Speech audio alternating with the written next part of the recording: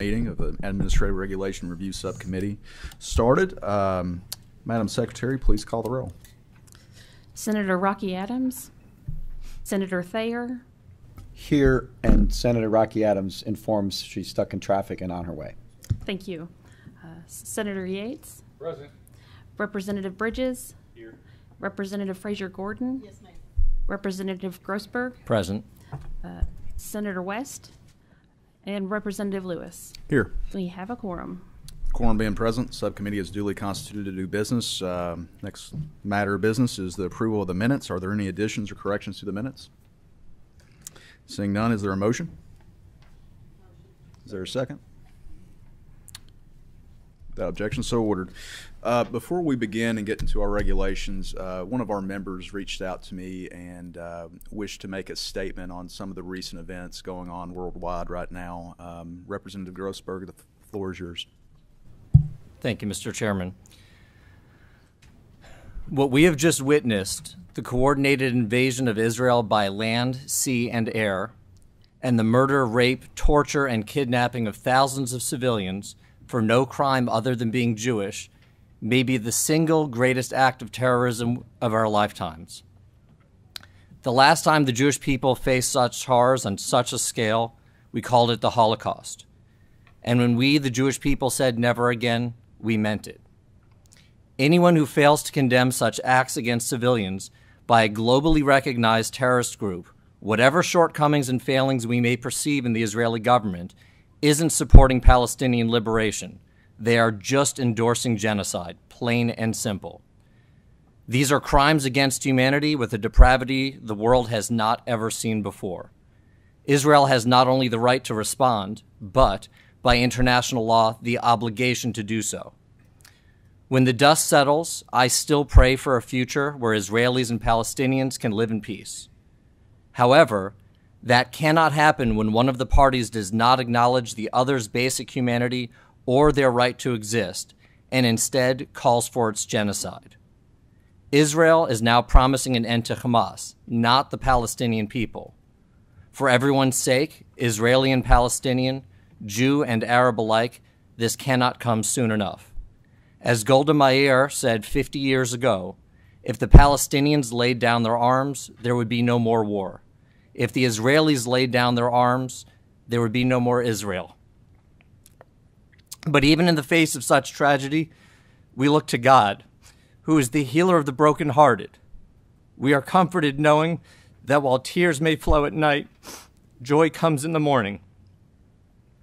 Although we here in the United States may be physically distant from the battles raging in Israel, we are all called upon to participate in the spiritual battle against Israel by increasing our acts of goodness and kindness. In addition to standing in solidarity with Israel, with your presence and your words, please stand in solidarity through every action. Every act of kindness is a powerful light that banishes the darkness. I'm not an ordained clergy of any kind, but I would ask you to join me in a brief prayer. I'm going to read from Psalm 121, and then Psalm 122, and then a general prayer for peace. A song of ascents. I shall raise my eyes to the mountains. From where will my help come? My help is from my Lord, the maker of heaven and earth. He will not allow your foot to falter. Your guardian will not slumber. Behold, the guardian of Israel will neither slumber nor sleep. The Lord is your guardian. The Lord is your shadow. He is by your right hand. By day the sun will not smite you, nor will the moon at night. The Lord will guard you from all evil.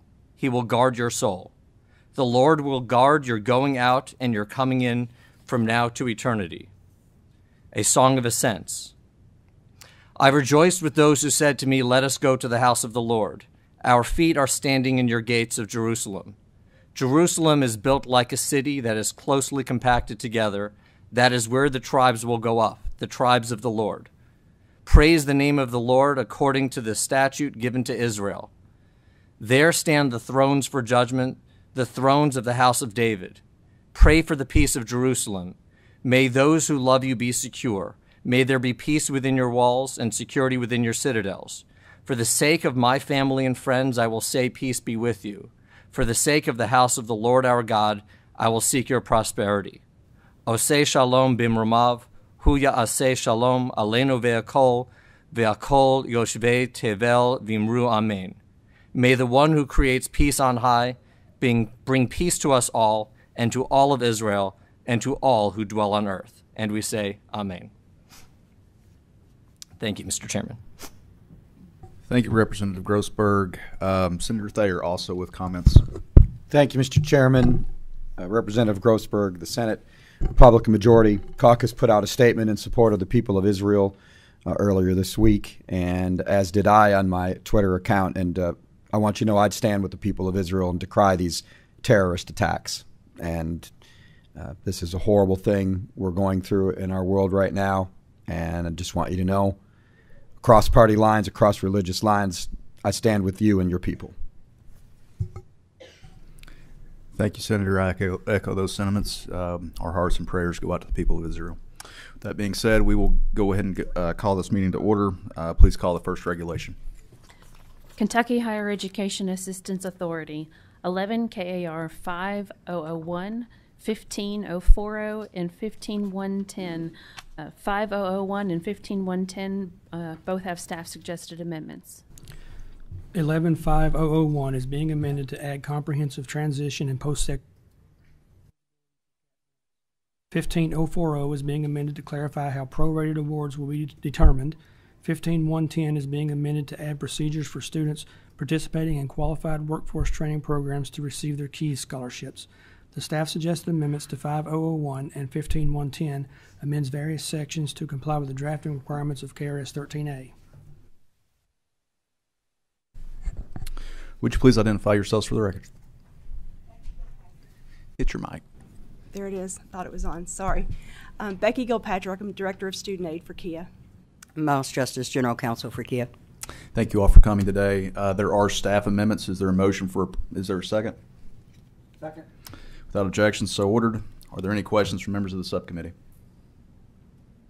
Seeing no questions, thank you all for coming. Thank you. Thank you. Madam Clerk, please call the next regulation.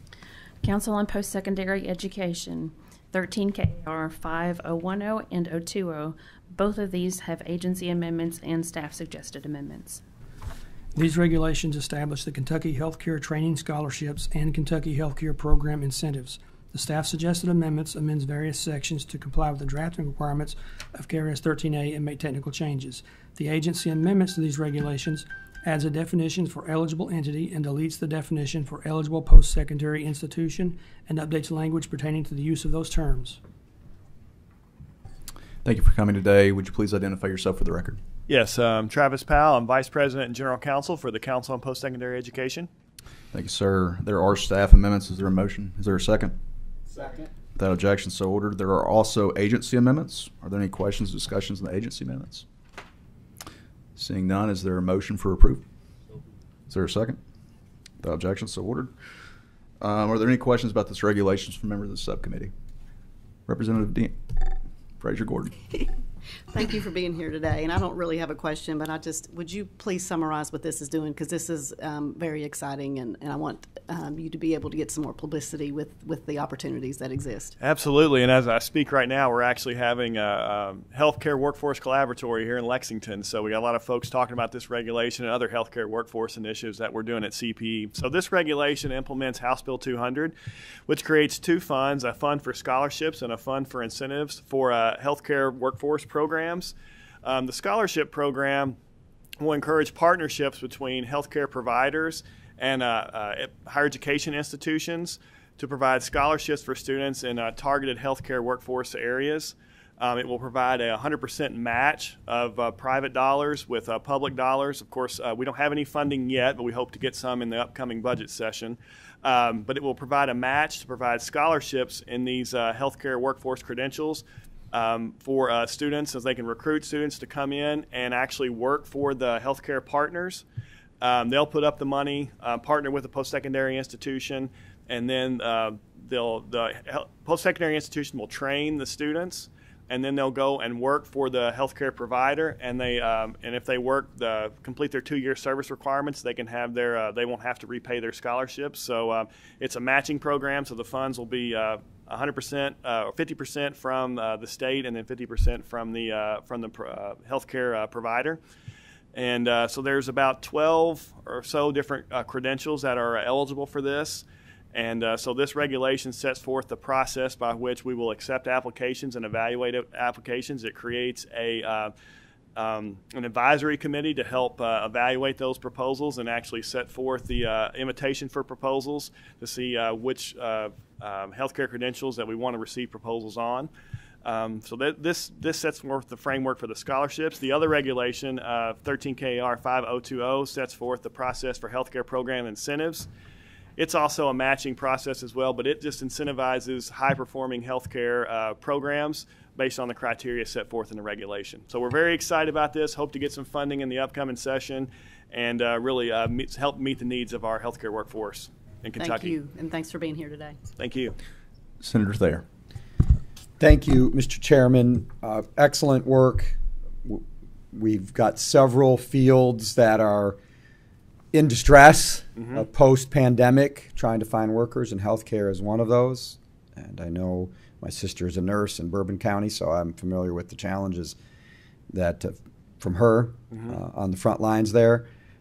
So good on you. But if you've got a budget request, I'm wondering what steps you're taking to make sure that your budget request is heard by one or both budget chairs, either in the House or the Senate. We've talked directly with the chairs. Representative Fleming, who was the main sponsor for this bill, has been working with. We've been working with him and working on that request through him.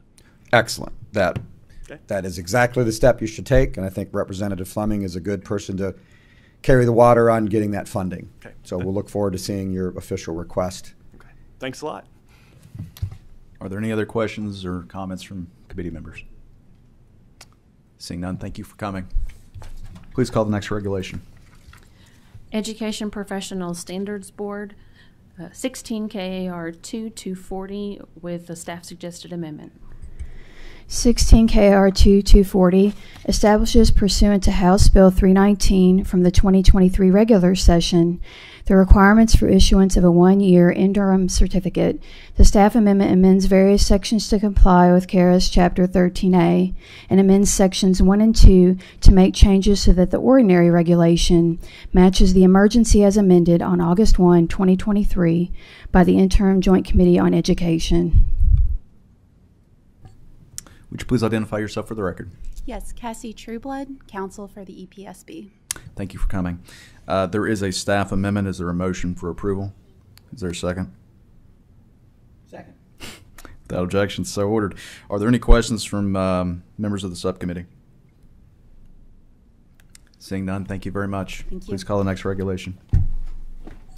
Secretary of State, 30 KAR 6012. The remaining regulations in this list have staff suggested amendments. 30 KAR 10, 20, 30, 40, 50, 60, 70, 80, 90, 100, 110, and 120. 30 KAR 6012 repeals 30 KAR 6011, which is redundant to statutory provision. 30 KAR 10010 through 30 KAR 10120 establishes definitions and procedures for the Safe at Home program. The staff suggested amendments to these regulations amends various sections to add statutory citations, comply with the drafting requirements of KRS 13A, and make technical changes. Thank you for coming. Please identify yourself for the record, please. Jenny Sketchfield, Assistant Secretary of State and General Counsel. Thank you. There are staff amendments. Is there a motion? So moved. Is there a second? Second. Without objection, so ordered. Are there any questions from members of the subcommittee? I just have one question. I was very proud of the work we did with the Secretary Adams on the Safe at Home program. For those tuning in or out in the crowd with any interest, could you just discuss a little bit about the Safe at Home program? Absolutely. It expanded a previous program that kind of was, it expanded it greatly. I mean, we've already seen over double what we had in the program previously. It was enacted originally in 2013. What the expansion The legislature did this last time, expands the address confidentiality program to victims of domestic abuse, other items. They have the mailing address that the Secretary of State develops, creates. We mail their addresses to them. It masks their, and this is the best part, it masks their addresses from the perpetrators on any public facing agency or county, state or county agency. Thank you, and thank you all for the work that you do in your office. Thank you all for your support in doing it. Senator Thayer. Thank you. In Senator Rocky Adams' absence, she's dealing with that traffic getting out of Louisville. This was her bill. It was. And since she's not here, I'm gonna stick up for her and congratulate her on her excellent work. And I also want everyone who comes before this committee to look at this as an example of what the General Assembly expects in the regulatory process, and that is regulations that are in line with the legislative intent sponsored and passed into law by the People's House, the People's branch of government. And my hats off to the Secretary of State's office for being a strong encourager for this bill and doing a terrific job on implementing the regulations. And again, also thanks to my colleague, Senator Adams, for her great work on the bill. Thank you, Mr. Chairman. Thank you, Senator. Any other questions or comments?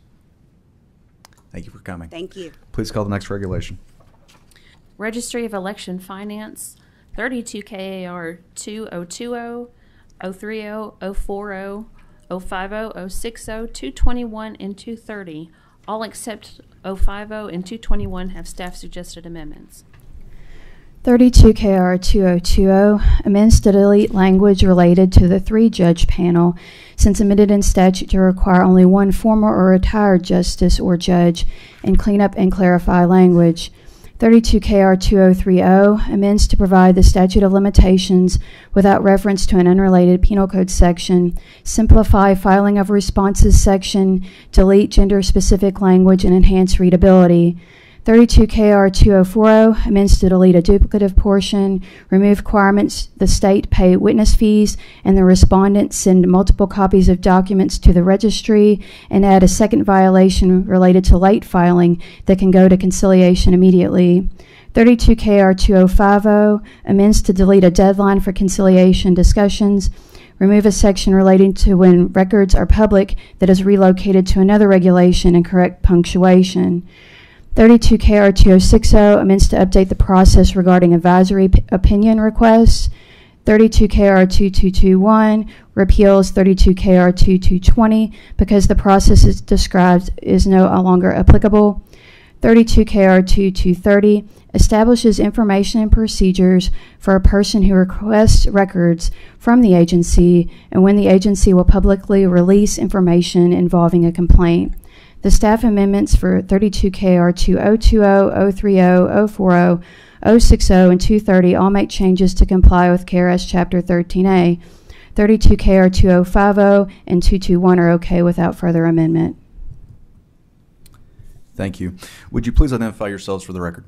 John Steffen, Executive Director, Registry of Election Finance. Leslie Saunders, General Counsel, Registry of Election Finance. Good to see you all again. There are staff amendments. Is there a motion for approval? Staff amendments. Motion. Is there a second? Second. Without objection, so ordered. Are there any questions from members of the subcommittee?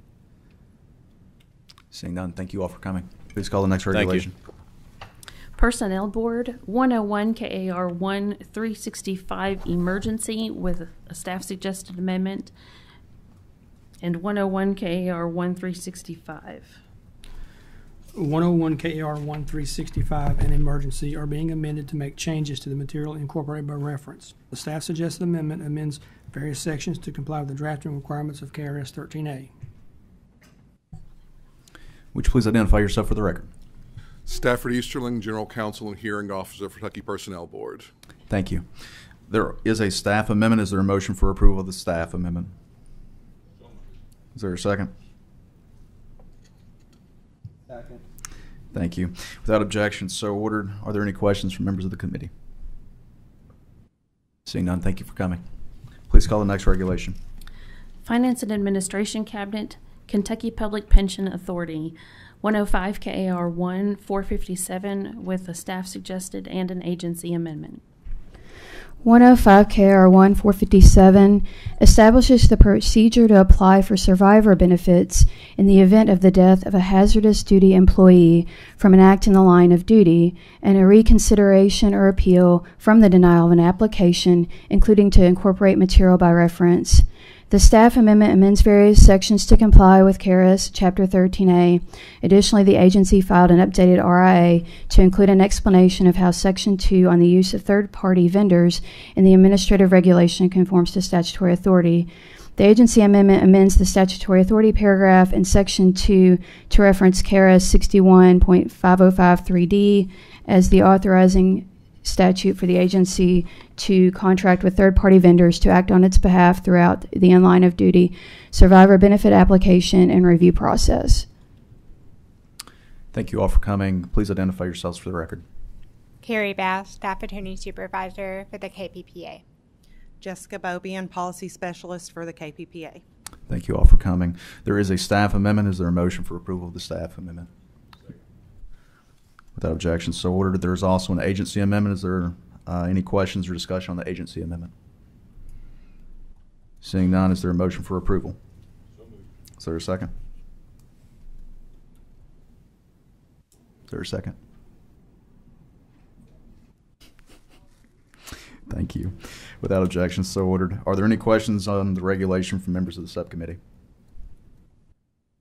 Seeing none, thank you all for coming. Please call the next regulation. Board of Pharmacy, 201 KAR 2020, 50105, 205, 225, 240, 320, 340, and 390. All have staff suggested amendments. In addition, 205 has an agency amendment. This package of regulations updates and adds material incorporated by reference. Additionally, 201 KR 2050 amends to increase fees for an application and renewal of a permit to operate a pharmacy from $125 to $150, a delinquent renewal penalty for a permit to operate a pharmacy from $100 to $150, a change of location or ownership of a pharmacy or manufacturer permit from $75 to $150, an application and renewal of a permit to operate as a manufacturer and a delinquent penalty to operate as a manufacturer from $125 to $150, a change of location or ownership for a wholesale distributor license from $75 to $150, and an application and renewal of a license to operate as a wholesale distributor and a delinquent renewal penalty for a license to operate as a wholesale distributor from $125 to $150. The amended after comments version updates the non-resident application and the renewal forms to add a box to clarify that Section 3 of the forms is not applicable to those non-resident pharmacies not registered with the Kentucky Secretary of State. 201 KR 2390 amends to increase the initial and renewal fee from $200 to $400, increase the ownership or address change fee from $100 to $150, and increase the delinquent renewal fee from $150 to $200. The staff amendments for 201 KR 2020, 50, 105, 205, 225, 240, 320, 340, and 390 all make changes to comply with KRS Chapter 13A. Additionally, the staff amendments for 225, 240, and 340 make changes for consistency with the amended after comments changes to the forms for 050. The agency amendment for 201 KR 205 amends Section 2 to add the Cabinet for Health and Family Services to the filing of a report list for the pharmacist in charge of reporting any theft or loss. Thank you all for coming today. Would you please identify yourselves for the record? Juliana Sweeney, Deputy Executive Director, Board of Pharmacy.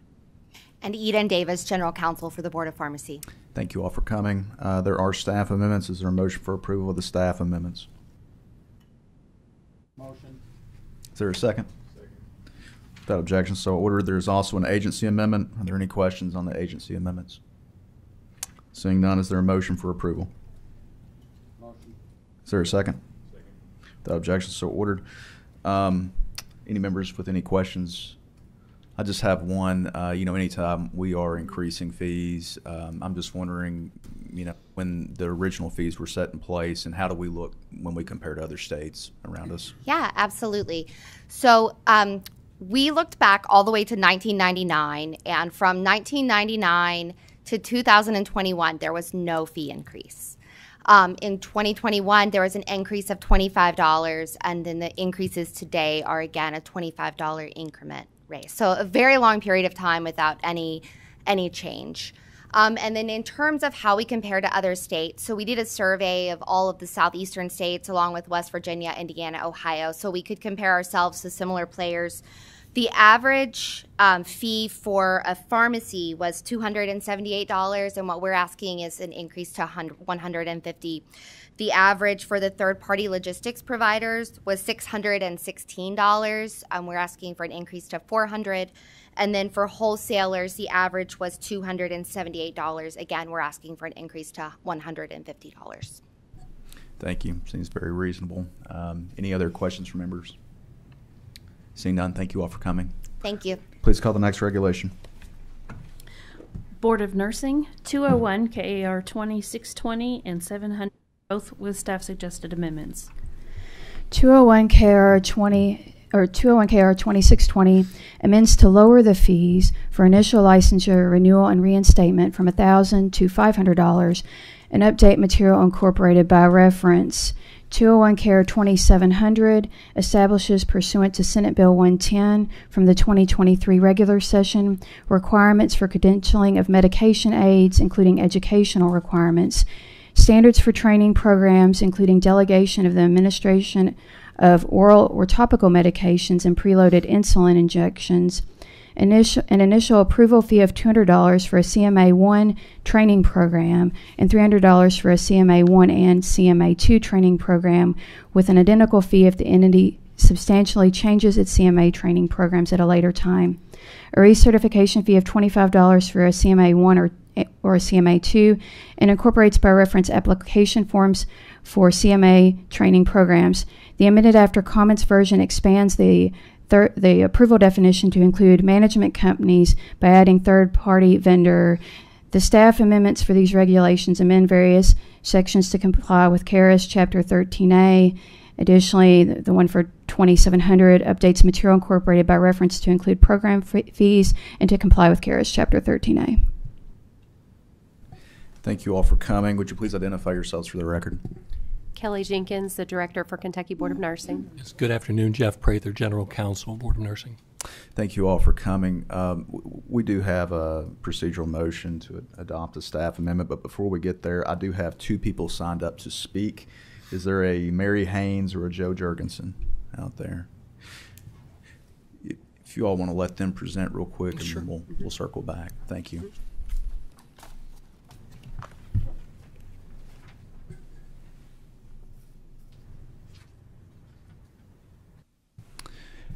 Thank you all for coming. Please identify yourselves for the record. Good afternoon and thank you.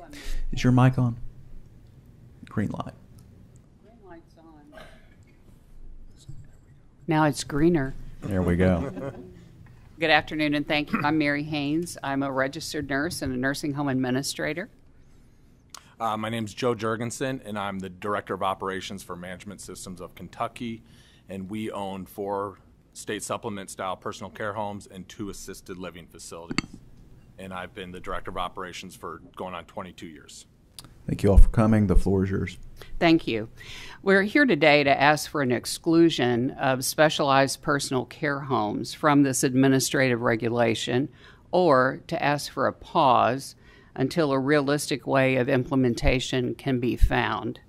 Senate Bill 110 created this new administrative regulation, and in it, it states that it will require all long-term care facilities that provide delegated medication administration to comply with the medication aid staffing requirement. These specialized personal care homes really are not nursing facilities. When you look at 902 KAR 20036, which are the operational definitions of a personal care home, a nurse is not required, nor is nursing care required. A number of staff are listed as being required: food service, activities, all the functions that really make for a thriving home. And personal care homes are really that. They are like home. The residents are ambulatory, they come and go freely, they're not medically fragile, they're independent. The medication administration language that's in 902 KRR 20036 really speaks to the storage of medication, how it's kept safe, how it's available to the residents for their self-administration or supervision of administration. We store all the schedules of medication. They're ordered, they're delivered, they're accounted for by the institutional pharmacy. To our knowing, and we have an active personal care committee group, individuals such as Joe Jurgensen and others, we don't know of any issue, certainly from a citation level from the survey agency or the inspector, that demonstrates that there's a problem with this process. Historically, it's a train-the-trainer process. You'll see when you review the statement of considerations that were developed back in July, a number of owners and providers of specialty personal care homes submitted their comments. And part of that is it's simply not practical that we would have a program in the personal care home where nurses are not employed to have a nurse delegated program. We do not and are not required to employ nurses. The requirement reads that a nurse would in person or virtually assess a patient before medications are given and following. We just wouldn't be able to achieve that. That's why we're asking to be excluded or to pause currently. I think we arrived at this place in this way. Assisted living sought to change their regulations. There was a national support to that change where people living in assisted living would be able to stay there through the course of their end of days when they no longer could provide for their own medication, that the staff would be able to support them. That certainly is something we can all see and most would support. So with that, at the time, assisted living, of course, just as personal care, is not required to have a nurse. So a means in a credentialing and certification process was identified to develop CMAs. At the same time that movement was going on, those of us in skilled nursing were hiring more and more CMTs, which is a professional that does exist, a certified medication technician, in skilled nursing, because we are having such a challenge hiring LPNs. So we were appealing to the cabinet to create a way that we could credential our own CMTs. That too was a good idea. So these two movements more or less met, and it seemed that it's a good idea for the Board of Nursing to credential providers to create this program and therefore increase the supply. That makes sense. But for the specialized personal care home that is not apartment style, is more like home, currently does not employ nurses, it is listed by license as a long-term care facility. So this regulation, as it's currently written, is going to seem to apply to the specialized personal care home and present the specialized personal care home with a requirement that would be enforceable and would create our not being able to stay without and keep our license.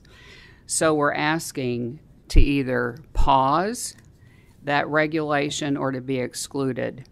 When you read the statement of considerations that were published after that July 25th, on page 23 of those, you see the comment that reads that the cabinet staff have advised the KBN that the personal care home regulations are currently under consideration.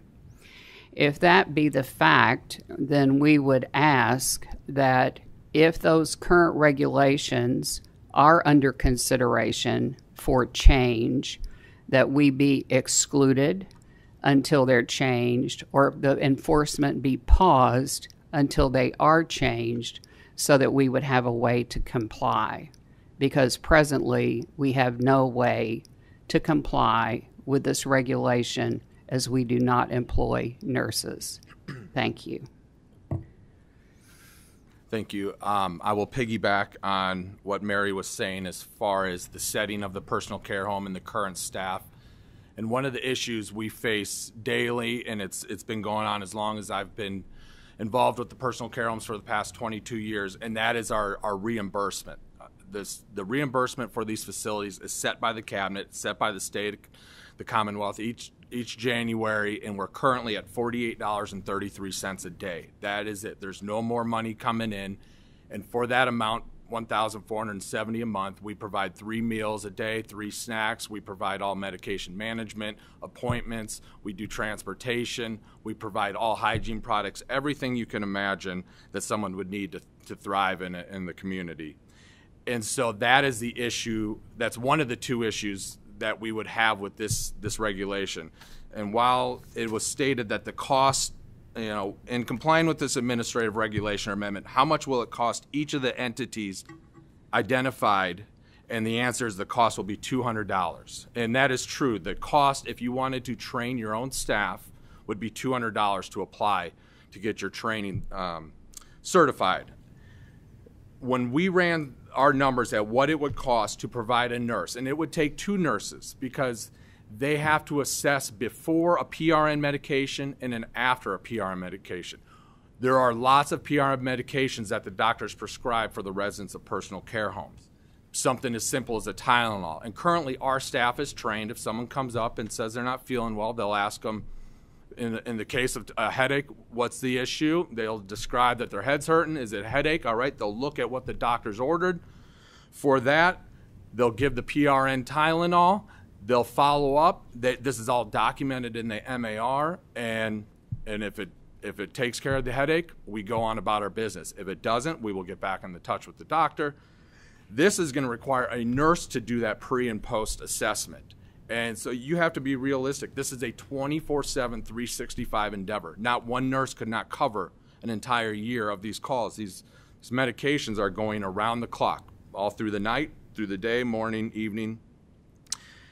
And to get that, the cost of just hiring 2 nurses at $40 is $166,000 a year. At $30 an hour, it's $120-something thousand a year to employ 2 nurses.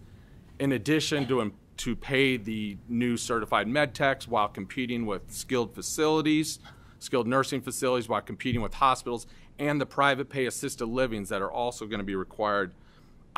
The cost I've come up with is an additional $500,000 a year to hire those employees, the 2 nurses, the med techs, to train them, and it's an ongoing training. It's not a one and done training. It's an annual training. If someone leaves and someone hired, you have to get the nurse to train them again for well over 100 hours for each employee. And so with all that being said, we are just asking for a pause. Senator Thayer, I agree wholeheartedly that regulation that seems to go against the intentions of the legislator is not the intent of what we're trying to accomplish here. And I believe that this was not the intent of this to apply to these freestanding, specialized personal care homes. It was for the apartment-style, private pay, assisted living type facilities. And so with that, I just echo what Mary said. We just ask to either properly fund it and pause until we can properly fund it, or we be carved out of this specific requirement. Thank you all very much. While you are up here, I'm going to open it up if any members have any questions. Senator Thayer. Thank you, Mr. Chairman. So are you saying that you can't follow the legislative intent? or that you won't follow the legislative intent. Because I can't do anything about funding right now. Yeah. Nobody here can do anything about funding right now. We're not in session until January 2nd. We'll finish up the budget by April 15th. And so we can't dump a bucket of money into this right now. We respect that. That's why we're here asking to pause or exclude, because we are not going to be able to sustain a delegated nursing program in an organization that doesn't have nurses. Stand by.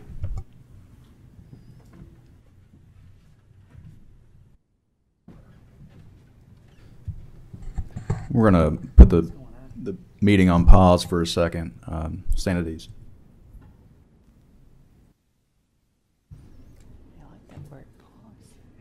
Let's pause it.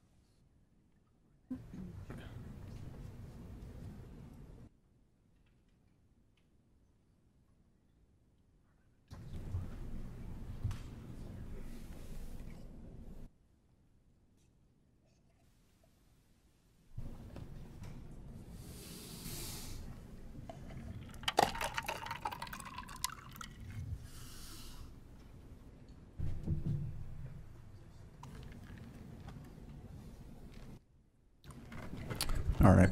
Thank you all for that. We're going to let the board come up, and then also if the cabinet has anyone here that would like to respond as well. Thank you again. Thank you for your testimony. Thank you all.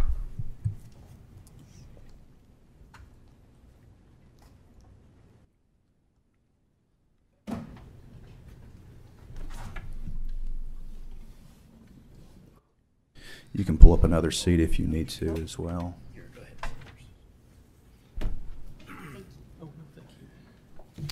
Okay, I know we got two of you. Can everybody, again, identify yourself for the record? Sorry. Kelly Jenkins, Director at Kentucky Board of Nursing. Jeff Prather, General Counsel, Board of Nursing. Stephanie Bramber Barnes, Regulation Coordinator, Office of Inspector General, Cabinet for Health and Family Services. Adam Mather, Inspector General, Cabinet for Health and Family Services. Thank you all. The floor is yours if you'd like to respond to any of their comments. Yeah, I think we recognize that there is a pull that microphone. Yeah, sorry. I think we recognize that there is a potential funding issue. We're addressing that internally within the cabinet, and we don't plan on enforcing anything until we've straightened that out.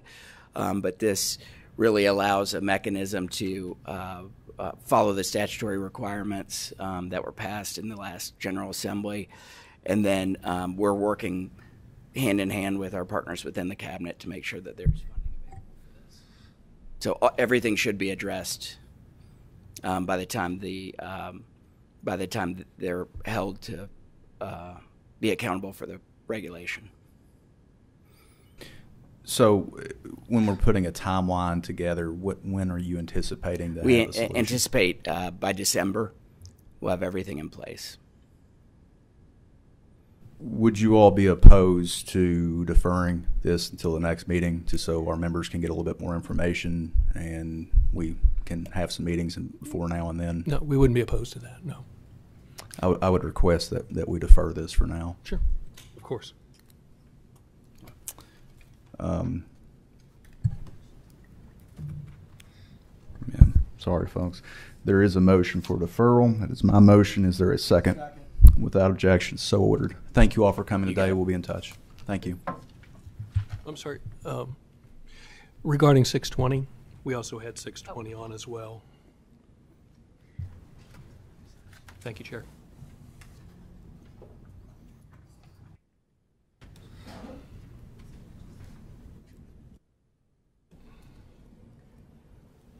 Okay, so the motion for deferral will be on 700.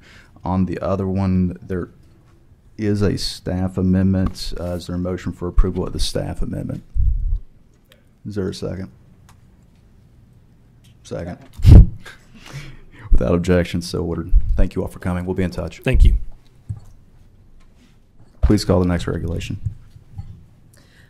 Board of Physical Therapy, 201 KAR 22170. This does not have additional amendments. This administrative regulation amends the Physical Therapy Compact Commission rules to add a definition, make a technical correction, and also amends the Physical Therapy Compact Commission bylaws to change the terms of office from 2 years to 3 years, eliminate the need for contingency elections, add unexcused absences as a rationale to remove members of the Executive Board, allow for possibility of virtual meetings, and extend the time members can serve on various committees. Thank you for coming. Please identify yourself for the record, please. Yes, my name is Stephen Curley. I'm the Executive Director for the Kentucky Board of Physical Therapy. Thank you for coming today. There are no amendments. Do any members have any questions or comments? Seeing none, thank you for coming. Please call the next regulation. Kentucky Housing Corporation, 202 KAR 2020. This has an additional staff suggested amendment. This regulation establishes uniform criteria for qualifying for Rural Housing Trust Fund grants and loans and establishes payment of relocation costs. The staff suggested amendment amends various sections to add a statutory citation and comply with the drafting requirements of KRS 13A. Would you please identify yourself for the record? My name is Samuel Thorner. I'm General Counsel for Kentucky Housing Corporation. Thank you for coming. There is a staff amendment. Is there a motion for approval of the staff amendment? Is there a second? Without objection, so ordered. Are there any questions from members of the subcommittee? Representative Bridges, you're being quiet today. Thank you for coming. Please call the next regulation. Department of Fish and Wildlife Resources, 301 KAR 122. This does not have additional amendments. This regulation is being amended to allow individuals of any aquatic species to be immediately released back into the water body from which restrict transportation and sale of live tilapia species for food consumption only, add possess to the prohibited actions pertaining to live invasive carp species, allow sport fishing anglers to possess, transport, and sell invasive carp if they are not in water, are dead or dying, and are being transported to a fish processing facility, and clarify that goldfish may be used as bait. Please identify yourselves for the record. I'm Dave Drees. I'm the Director of Fisheries. Jenny Gilbert, Legislative Liaison. Good seeing you all again. Do any members have any questions? Senator Thayer. Thanks. Hi, Jenny. Hi. So what are we prohibiting? Because hunters and anglers are the people we hear from a lot. So I just want to brace the members of the committees for any likely phone calls that will be coming. Do you want to address that first, then I'll handle the comments? Yeah. We're making a few changes in this regulation. We're clarifying that goldfish may be used as bait. So actually, we're being more lenient in that area. The other ones we're just clarifying about some things about invasive carp, such as that they may be released at the time of catch. Simply don't want people to be in violation of law simply for releasing a fish that they caught. We also are just trying to restrict the sale of transportation and sale of tilapia to for food consumption only. So that's already been a policy, but it really wasn't specified in regulation. And the buying, selling, importing, and transporting of invasive carp is already in regulation. We're simply adding prohibit to that wording. So that way, if you were gifted a carp, you can't even keep it. Just trying to cover the bases on that one.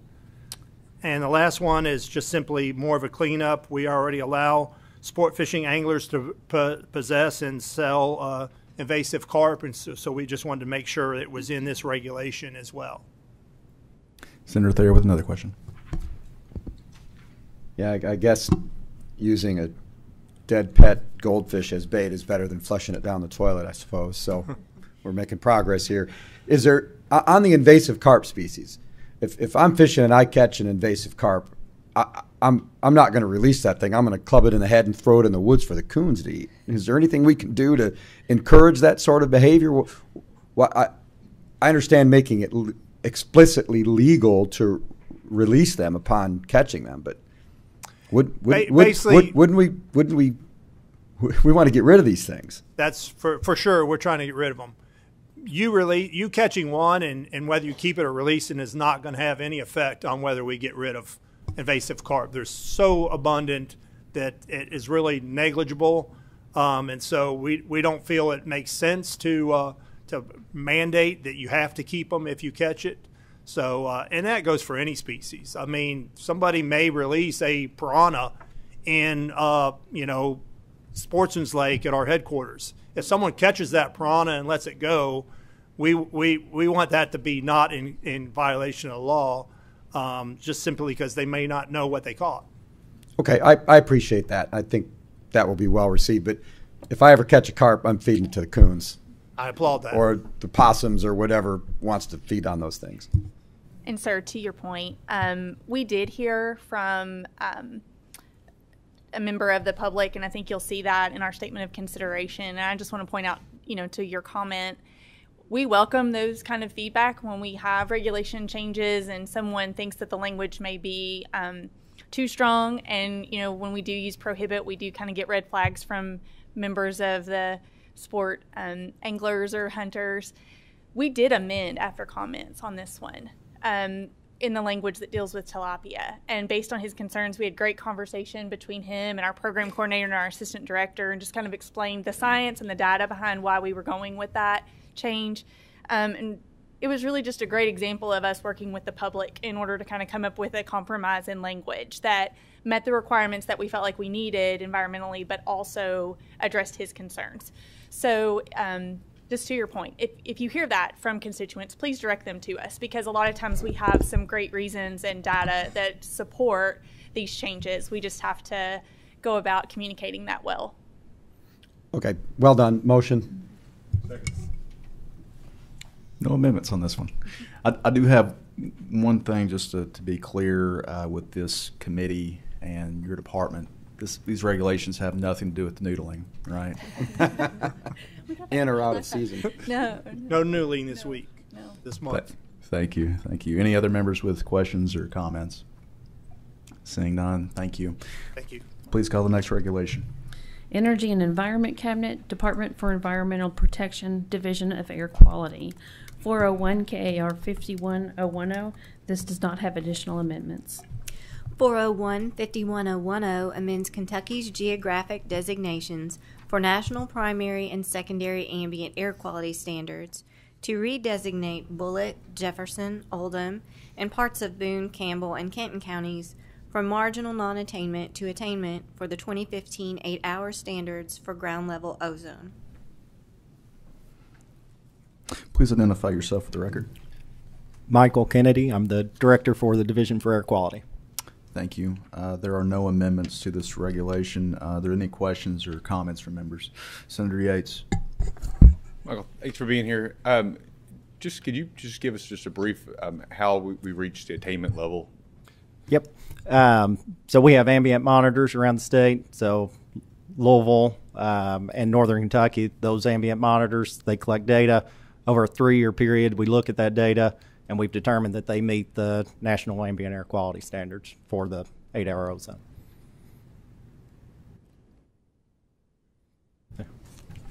Any other members with questions or comments?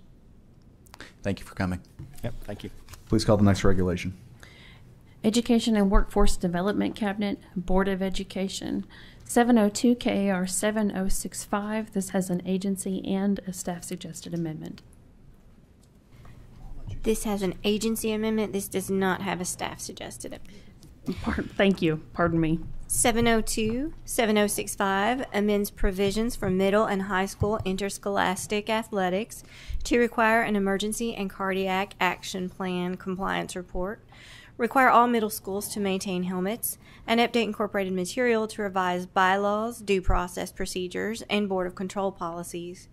The agency amendment amends the Kentucky High School Athletic Association's Board of Control adopted policies to update the required components of the emergency action plans, revise provisions for heat index monitoring, and change requirements regarding air quality concerns for local district consideration, and amends the administrative regulation to correct the Relates To paragraph in sections 3 and 7 to comply with the drafting requirements of KRS Chapter 13A.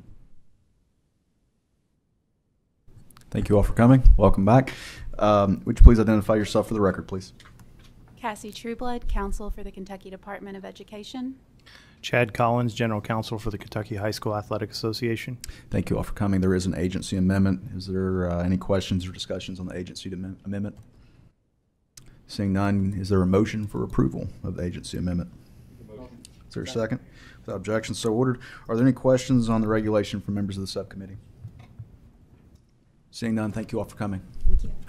Please call the next regulation.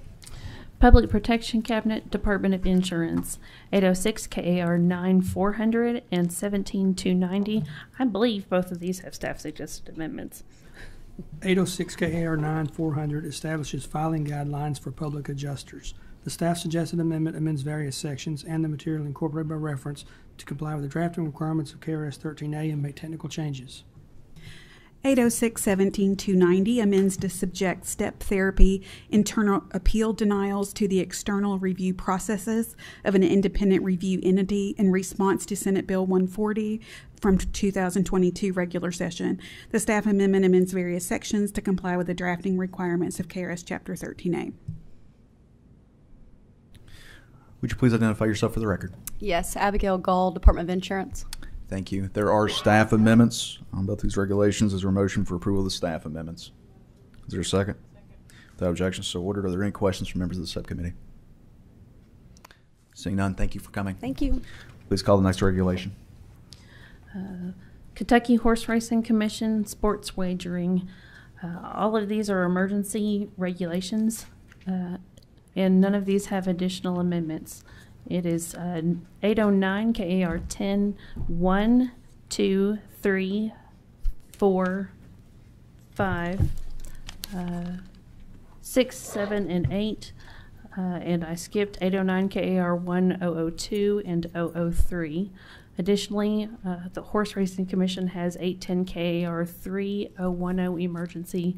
Also, it does not have additional amendments.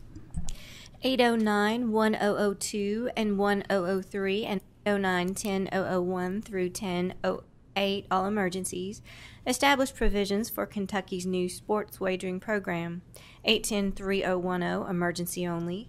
Amends requirements for licensure of horse racing associations to include provisions for racing associations that also offer sports wagering. Would you please identify yourselves for the record? Hans Stokey, Director for Sports Wagering. Jamie Eads, Executive Director. Good afternoon, Jennifer Woolsing, KHRC General Counsel. Thank you all for coming today. There are no amendments. I know some of our members do have questions, though. I'll open that up with Senator Thayer. Sure. Any other members have questions or comments? Back to you. Thank you, Mr. Chairman. Jamie, I just want to congratulate you and your team on a terrific implementation of sports betting in Kentucky. There were a lot of skeptics from other states who thought there was no way we could get things up and running in time for football season. But not only have you done that, but also you've done it with great success. The numbers are good. I'm not hearing any complaints. Lots of happy people. And I want to compliment you on following legislative intent and moving with alacrity to implement something that people have been begging for over 5 years. I'm sure members of the committee wouldn't mind a brief update on how things are going now that we're a month or so into the retail sports books, race and sports books being up and running, as well as a little over a week and a half for the online portion. Thank you, Senator Thayer. We really appreciate that. I'm going to let Hans Stokey update us. Thank you. We've seen a really promising return from those retail locations. They're seeing the increased foot traffic that we would have hoped there, and then the mobile sports books have been well above our expectations in terms of both engagement and total handle wagered. So we're seeing promising results for the second week as well. We had a great first weekend. Like you said, no major concerns. Fielded a couple of complaints through our portal, but negligible considering the 300,000 accounts that have been created since mobile launch here in Kentucky. Follow-up, if I may, Mr. Chairman. Hans, you're new to Kentucky, from what I understand, and since you're going to be in charge of this thing, reporting back to my longtime friend Jamie Eads, I think the committee would be welcome to hear a little bit about your background to give us even more confidence in the sports wagering regulation here in the Commonwealth. Sure. The majority of my backgrounds can be from travel and tourism, but the last 4.5 years before joining the Kentucky Horse Racing Commission was with Clear, the secure identity company. So working in a heavily regulated environment with partners at TSA and in the airport community prepared me for the responsibility of operating in a extremely regulated environment and managing those stakeholders who would partner with us in that. Thanks. I'm a Clear subscriber. Sometimes it's faster than TSA, so all right. Well done. Thank you, Senator. Keep up the good work, guys. Thank you, Mr. Chairman. Thank you all. Any other members with questions or comments? Representative Grossberg.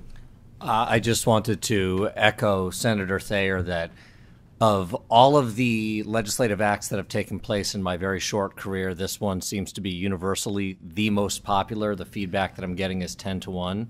And I would agree that people are shocked how well implemented it has become over such a short period of time.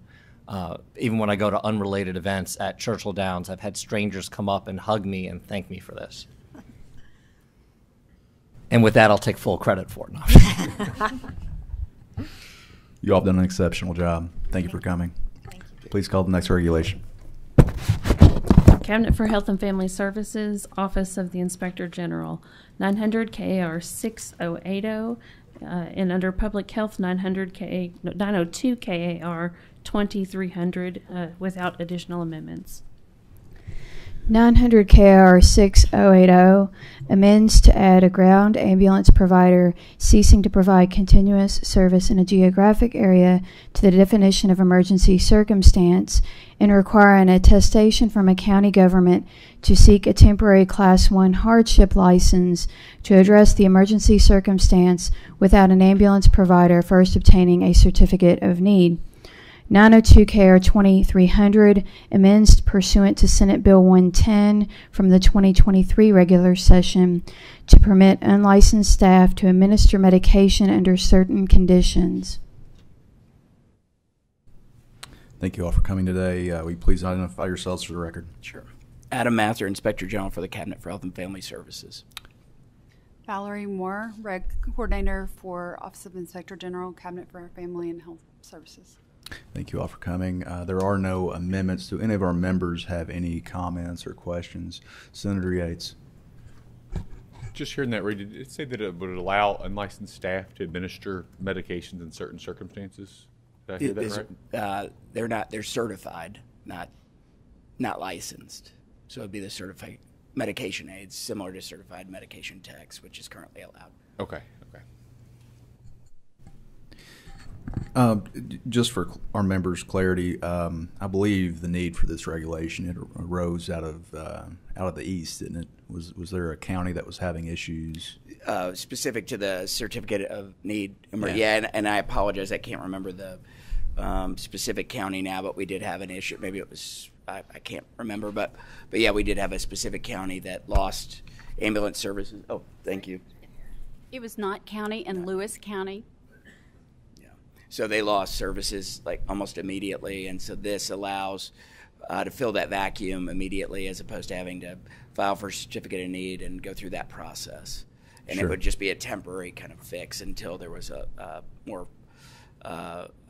full-term solution in place. Going through the regulation in question and talking to staff about the situation and the cabinet, I fully understand the need to have this in place. I would say that myself and my co-chair, Senator West, we did have a good conversation, productive conversation with the Cabinet Secretary last week. And I know we both had concerns just going forward. Of course, CON has been a huge topic in the state, and we did create, the legislature did create a task force, a CON task force. I know there's other regulations that will be coming forward, some of which have been deferred. And I have concerns, deep concerns, and believe going forward we need to approach it in such a way that we do take into full consideration how CON, any changes to a CON is impacting policy in the state of Kentucky. So I would encourage you all for any CON going forward to definitely get in front of that task force. I know we will have more questions. I've got some questions going forward as well, but for this regulation today, there are no amendments. Do any other members have any questions or comments? Seeing none, thank you all for coming. Thank you. Department for Community-Based Services, 922 KAR 1 360 ordinary and emergency, 922 KAR 1 580, and 922 KAR 2 245, both with agency and staff suggested amendments, and 922 KAR 2 255 that does not have additional amendments. 922 KR 1 360E and O both amend to increase the per diem rates for specific levels of care provided for children with the highest needs in the custody of the state and update the child caring and child placing level of care schedule for consistency with the rate increases. Additionally, the ordinary regulation amends to include a requirement that private agencies pay their foster homes at least the same per diem as corresponding public foster homes and drop the utilization factor from 90 to 80% for calculating the statewide median cost, including board, care, and treatment components for each level of care for residential treatment.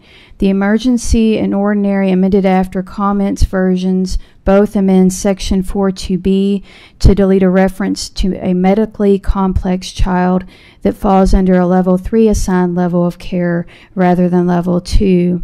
Amend Section 8.1 to delete a duplicative subsection. Amend Section 16 to make a technical correction and update a form to delete the Level 5 rate that was part of the pilot program and update another form to reflect 2023 reporting and recent changes in level of care. Additionally, the amended after comments version for the ordinary amends to include that if a child caring facility or a child placing agency accepts a child for out-of-home placement and the cabinet approves placement, that the cabinet staff person is responsible for arranging transportation for not only the child but also the child's personal belongings that are small enough to be carried, and amends to update the website link to where the public foster home per diem is published. 922-1580 amends to use national standards from the National Children's Alliance Standards of Accreditation. The agency amendment amends sections 2 through 4 to specify a delayed compliance date of July 1st, 2024. It amends section 3.4 to require an executive director to have at a minimum a master's degree and 3 years of post-bachelor's degree experience in administration, and amends section 3.6 to require a forensic interviewer to have at a minimum a master's degree in a mental health, education, human services, or criminal justice field, and 2 years of post-bachelor's degree direct service experience. 922-2245 establishes requirements for training and education to obtain a Kentucky infant and toddler credential. The agency amendment amends section 11B1 and 2 for consistency with the amended after comments version of 922-255 and amends section 9 to update incorporated material. 922-255 establishes requirements to obtain a Kentucky school-aged youth development credential. The amended after comments version adds a definition for cabinet-approved school-aged youth development topics and amends section 2 through 6 and incorporated material to use this new term. Would you please identify yourselves for the record, please? Good afternoon. My name is Laura Beacon, and I'm the Regulation Coordinator for the Department for Community-Based Services. Misty Sammons, I'm the Director for the Division of Administration and Financial Management for DCBS. I'm Caroline Rochelle. I'm the Children's Advocacy Centers of Kentucky CEO.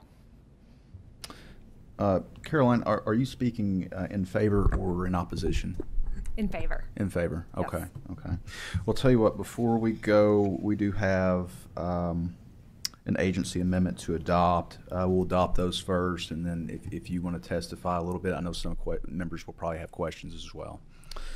So there are agency amendments. Are there any questions or discussions on the agency amendments? Seeing none, is there a motion for approval? Make a motion. Is there a second? Second. The objection is so ordered. Okay, if you would like to proceed with your testimony, please. Okay, just a couple of comments, and I'm happy to take any questions.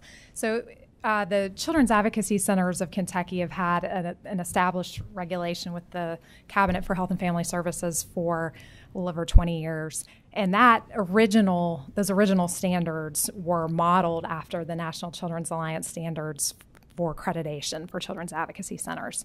And we have not kept pace with the updates to those National Children's Alliance accreditation standards over the years. And so this is an effort to bring the regulation more in line with those national standards. And I give my colleagues a lot of credit here because I think they did a great job of incorporating those national standards in, but yet maintaining the model that we have in Kentucky, because the regional model for children's advocacy centers is something a little bit unique in the country. Not every state has that same model. We also have higher educational standards than most states, and our children's advocacy centers and the Cabinet for Health and Family Services would like to maintain some of those higher education requirements than what the national standards are. So that's a quick overview of what's happening and what the changes are, and happy to take any questions. I'll just say that the private child care placement, levels of care and payment, those regs, both the ordinary and emergency, with these in place, what do you anticipate to be the result of these regulations? I'll take that one if that's Sure. okay. So we did that by emergency amendment. We increased rates for those private providers. So those are providers that provide residential facility 24/7 care or private foster homes. We were in the middle of a cycle of review. We normally wait until that review is completed to review cost studies and see if those rates need to be increased. But even before that cycle had been completed, it was clear that they were not being paid, reimbursed adequately. So we wanted to act quickly to increase those rates. So we did that by emergency, but as ordinary as well, so that those rate increases will continue. So you anticipate increases in placement should Yes, occur? yes, and we have seen that, and providers do report that they've used those additional payments to increase services and to increase hiring staff. Thank you. Going forward beyond this regulation, currently, obviously, it is an emergency, and we're trying to get placement for these children. Do you believe we need to revisit this in the future to look at those rates further? And what do you see from other states? Are they along the same lines? I believe this is done annually, this review, but I will defer to my colleague. The cost study is done every 2 years to determine the rates for providers. So 21 and 22 was just finalized, and that's always done with the budget cycle, so that if it shows we need an increase, then we ask for it in an ABR. So we got those results, and unfortunately the results from the cost study does not show that we can give them another rate increase based on federal regulations. Those cost studies, if it doesn't show that they need more funding, then we can't get Title IV funding in return for the reimbursements that we give the providers. So at this time, we can't give any more money to them, but we will continue to look at it on a yearly basis as we get those, pulled in. As we get them, as we receive them each year, we will look at it again. But as of right now, there won't be another one. So these rate increases that were done in May will continue. We just can't do another one on top at this time. Right. Thank you. Any other members have any questions or comments? Thank you all for taking action. Very important work and taking care of our children. Yes, sir. Thank you for coming today. Thank you. That is the end of the October agenda. The next meeting is scheduled for November 9th, which is a Thursday at 2 p.m. I believe there are caucus retreats that cause conflicts elsewhere. Good deal. Any members that don't, just follow up with staff. If there's no other business, I'd make a motion for adjournment. Here we go. Motion approved. Meeting's now adjourned. Thank you. Thanks. Good meeting.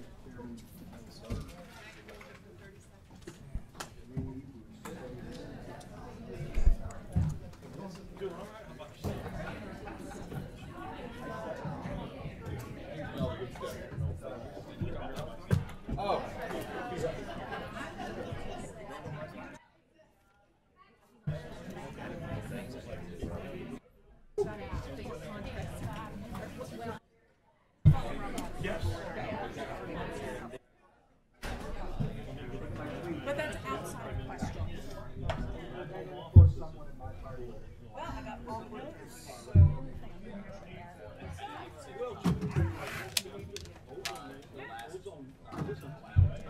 Bye, Daryl. You did. You did.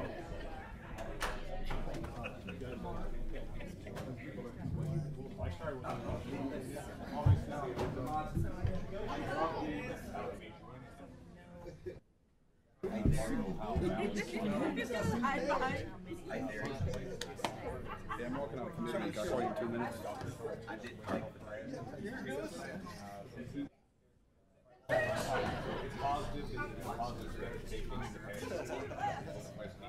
Back and to the left. Thank you. Yeah. Thank you. You know what? Thanks for like great.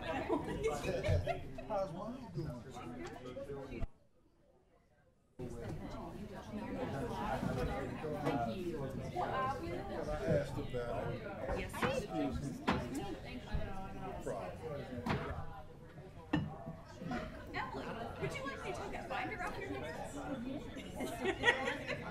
Does anyone have papers like? I will need a set.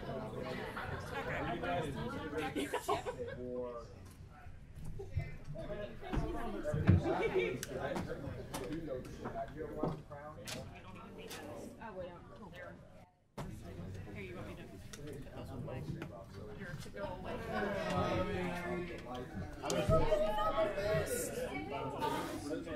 Although I appreciate them for following through. Better to have them twice than not. Yeah. Got all my minutes. I got the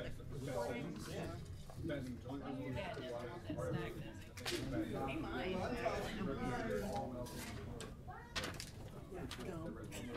It lost it about halfway through, but I wasn't gonna.